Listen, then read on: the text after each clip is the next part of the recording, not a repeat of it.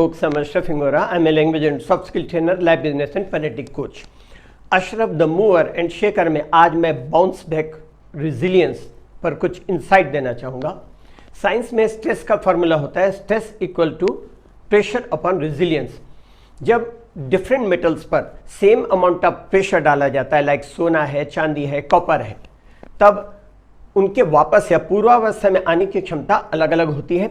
ये क्षमता रिजिलियंस कहलाती है। मेटल खुद का रिजिलियंस बढ़ा नहीं सकता या बदल नहीं सकता, लेकिन हम ह्यूमन बीइंग बाउंस बैक कर सकते हैं, अपने रिजिलियंस को बढ़ा सकते हैं और स्ट्रेस को घटा सकते हैं, तनाव को। मान लीजिए हम पर प्रेशर है 12, हमारा रिजिलियंस है मान लो 2, तो हमारा स्ट्रेस कितना होगा 12/2 = 6। उसी तरह अगर हमारा रिजिलियंस है 4 और स्ट्रेस होगा इस कंडीशन पर 12/4 = 3। इसी तरह हम ह्यूमन बीइंग अपने रिजिलियंस बढ़ा सकते हैं। जैसे जैसे रिजिलियंस बढ़ता जाता है प्रेशर कम होता जाता है और उसी तरीके से स्ट्रेस भी कम होता जाता है। दरअसल समस्या का कारण समस्या नहीं है, बल्कि समस्या का कारण समस्या के प्रति हमारा नज़रिया या हमारा एटीट्यूड है। ऐसा क्यों होता है कि कुछ लोग एडवर्सिटी एंड स्ट्रेस, विपत्ति, सदमे और तनाव से आसानी से उबर आते हैं, जबकि कुछ लोग टूट करके बिखर जाते हैं। रेजिलियंस का अर्थ होता है किसी प्रतिकूल परिस्थिति या विपत्ति में से बाउंस बैक अर्थात उबर आने की क्षमता। मनोवैज्ञानिक इस बात से सहमत हैं कि कुछ लोगों में जेनेटिकली दूसरों की बजाय ज़्यादा रेजिलियंस होता है, लेकिन वे इस बात से भी सहमत हैं कि ये गुण सब में कल्टीवेट किया जा सकता है। आपका थिंकिंग पैटर्न आपके इमोशनल पैटर्न को प्रभावित करता है, इसलिए आपके दिमाग में पॉजिटिव थॉट्स को इंजेक्ट करते रहिए, क्योंकि जैसा आपका थॉट होगा उसी के हिसाब से आपका एटीट्यूड भी होगा। जैसे थॉट होगा उसके हिसाब से आपकी फीलिंग होगी, जैसे आपकी फीलिंग होगी उसी के हिसाब से आपका एटीट्यूड होगा। अर्थात पॉजिटिव थॉट से पॉजिटिव फीलिंग पैदा होगी, पॉजिटिव फीलिंग से पॉजिटिव एटीट्यूड होगा, नेगेटिव थॉट से नेगेटिव फीलिंग पैदा होगी, नेगेटिव फीलिंग से नेगेटिव एटीट्यूड होगा। आपके एटीट्यूड के हिसाब से आप एक्शन करेंगे, मतलब कर्म करेंगे। एक्शन करते रहने से हैबिट बनती है।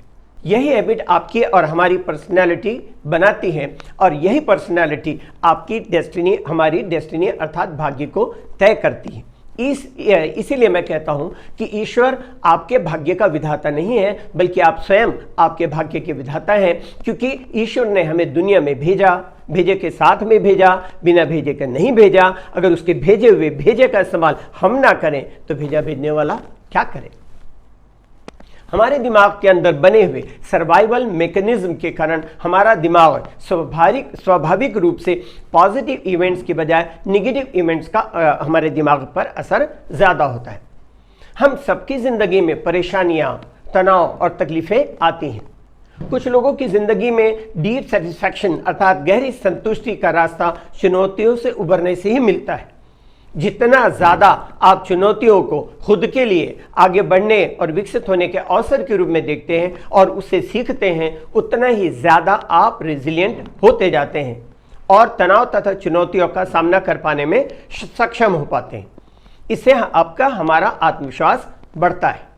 जब 10 दिसंबर, मैं आपको वो एग्जाम्पल देना चाहूँगा एडिसन का, जब 10 दिसंबर 1914 में मॉर्निंग में 5 बजे एडिसन की फैक्ट्री में विस्फोट हुआ और आग लग गई, तब उनकी उम्र 67 साल से ज़्यादा थी।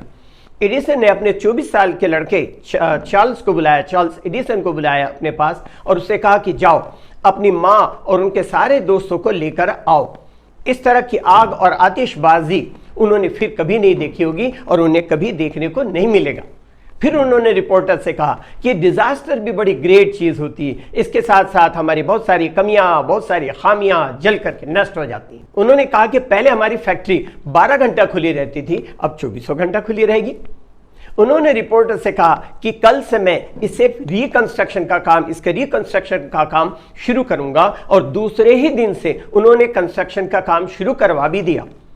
उन्हें भी गुस्सा आया होगा, उन्हें भी फ्रस्ट्रेशन हुआ होगा। सारे गुस्से, सारे फ्रस्ट्रेशन को, सारी निगेटिविटी को उन्होंने झोंक दिया नए आविष्कार करने में। और इस घटना के मात्र 3 हफ्ते के बाद उन्होंने फोनोग्राफी की खोज की। इसे कहते हैं set back to bounce back. और यही होता है डाई हार्ड एटीट्यूड। इसलिए स्ट्रेस में आकर के खुद को ना तोड़ें बल्कि रिकॉर्ड तोड़ें। ओपन योर हार्ट, अपने दिल को खोलिए। लोगों की मदद करना और उनकी खिदमत करना रेजिलियंस को बढ़ाने का एक प्रभावशाली तरीका होता है। रिसर्च से ज्ञात हुआ है कि जो लोग किसी से रहमदिली से पेश आते हैं, उनकी मदद करते हैं या सेवा करते हैं, तो उनके अंदर खुशी और तंदुरुस्ती का भाव पैदा होता है। और ये जो भाव पैदा होने वाला हार्मोन जो होता है वो सेरोटोनिन हार्मोन रिलीज होता है, जो कि एक न्यूरोट्रांसमीटर है। इसलिए आप किसी के घर शादी या किसी फंक्शन में जाएं तो उनसे उनकी किसी न किसी तरह से मदद करें। इतना ही नहीं, एक्ट ऑफ काइंडनेस में बहुत छोटी छोटी बातें भी शामिल की जा सकती हैं, जैसे किचन में किसी की मदद करना, किसी के बेहतर परफॉर्मेंस के लिए उन्हें इंकरेज करना अर्थात प्रोत्साहित करना, किसी को पानी पिलाना।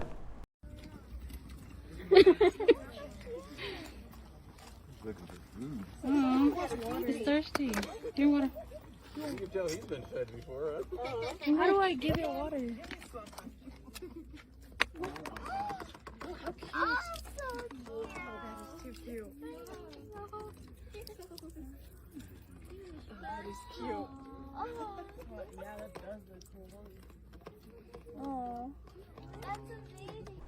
किसी से मुस्कुरा करके बात करना, भला एक शब्द है और उसको जस्ट उल्टा कर दें तो भला का लाभ हो जाता। भला शब्द के अर्थ के क्रम मतलब अक्षरों के क्रम को पलट दें तो उसका अर्थ लाभ हो जाता है।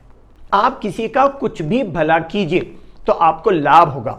यह लाभ किसी भी रूप में हो सकता है, क्योंकि हर थॉट की एक फ्रीक्वेंसी होती है, चाहे वो पॉजिटिव थॉट हो या नेगेटिव थॉट हो। जब आप किसी का भला करते हैं तो आपको भी अच्छा लगता है और आप जिसका भला करते हैं उसको भी अच्छा लगता है। और जब आप लगातार किसी का भला करते रहते हैं तो सबकॉन्शियस माइंड पर यह मैसेज बार बार जाता है कि आपको यह पसंद है और आपको यह चाहिए। तो सबकॉन्शियस माइंड बटरफ्लाई इफेक्ट के थ्रू इसको मल्टीप्लाई करके आपके पास भेजता है। इसलिए हमेशा भलाई का काम कीजिए उनके साथ भी जो आपके साथ बुरा सलूक करते हैं। अगर आप इन आदतों को लगातार अपनी जिंदगी में शामिल कर लेते हैं और आपके बढ़े हुए इस रेजिलियंस के कारण आप तनाव, मुसीबत और परेशानियों से आसानी से उबर पाने में सक्षम हो पाते हैं।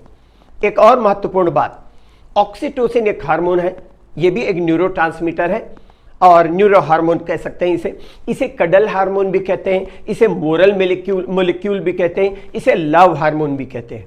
ये लोगों में कॉर्डियल और क्लोज रिलेशनशिप बनाने के लिए प्रेरित करता है और एम्पैथी अर्थात परानुभूति का भाव और लोगों की मदद करने और सपोर्ट करने के लिए तत्परता का भाव पैदा करता है। इतना ही नहीं, यह आपके कार्डियोवैस्कुलर सिस्टम को स्ट्रेस के प्रभाव से भी बचाता है। यह एंटी इन्फ्लेमेटरी अर्थात सूजन रोधी का भी काम करता है।